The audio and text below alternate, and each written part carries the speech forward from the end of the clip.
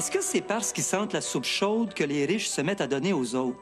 Ou est-ce qu'ils se seraient soudainement découvert un grand cœur? Certains bien nantis de notre société se disent « les inégalités, ça va faire ». Dans un pays comme le nôtre, pas besoin de se mêler à la plèbe pour aider les moins bien nantis. Faut juste payer ses impôts.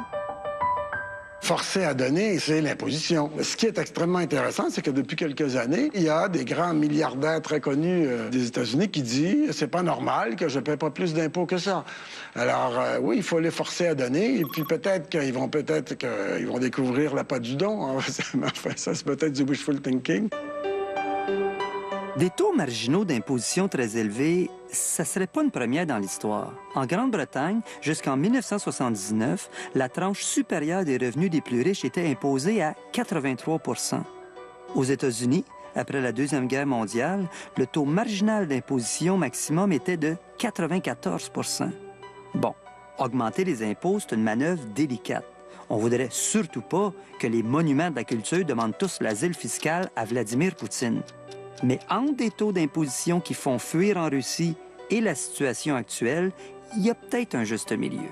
Soyons honnêtes, quand on gagne 75 millions de dollars par année, est-ce qu'on a vraiment besoin de ce 75 millions de dollars-là pour pouvoir s'offrir le niveau de vie, le train de vie qu'on mène?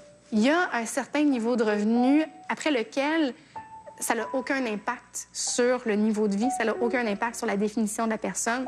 Il y a un certain niveau de revenu où on est juste dans la comparaison. Je gagne plus que telle autre personne, je fais partie du groupe des 25 plus riches. C'est plus du tout dans le réel. Encore là, on se retrouve dans un niveau de revenu qui est intéressant juste sur le plan virtuel. Moi, c'est venu me chercher. Tu sais, des 10 $, on n'a pas des 10 $ à chaque fois. Que des gens, surtout, il y a un adolescent qui m'a donné 10 $, là, puis tu sais, tu le voyais dans ses yeux, il était content, là, lui, là, tu sais, puis tout.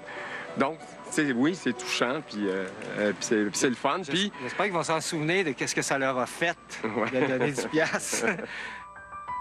On est tous cupides dans la mesure où est-ce qu'on vient tous au monde avec le besoin de vivre et même plus que ça, le besoin de survivre à sa propre mort en se reproduisant, etc. Et à ce que l'on peut savoir, il n'y a pas de limite naturelle au désir d'accumuler des richesses, au besoin de confort, au besoin de se rendre la vie plus facile.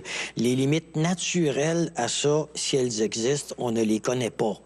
Le problème, c'est que tout seul, on ne se rend pas nécessairement compte des effets sur les autres, alors c'est par des choix collectifs qu'on va réguler, si vous me permettez le terme, un anglicisme, là, réguler cette situation-là. À votre goût? Oui, c'est parfait, merci. Quand vous êtes prêt, vous passez à la caisse, prenez votre temps. Parfait. Je débarrasse. Merci. Pourriez-vous juste l'emballer? L'emballer? Oui, je vais le prendre pour apporter un doggy bag. OK? Avec le petit pickle. Ouais. OK? Merci.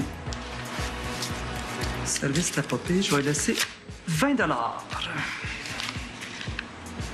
Quoique le nouveau iPad, il vient de sortir. Je vais mettre un 10. Quoiqu'il y avait des... Il y avait des belles bottes que je voulais m'acheter. Je vais laisser un 5. Quoique je voulais aller en voyage, j'aurais laissé prendre première classe. Je vais laisser un petit peu. Je vais laisser un 2. 5. Merci. Auriez-vous du change pour 1 $? Oui. Merci.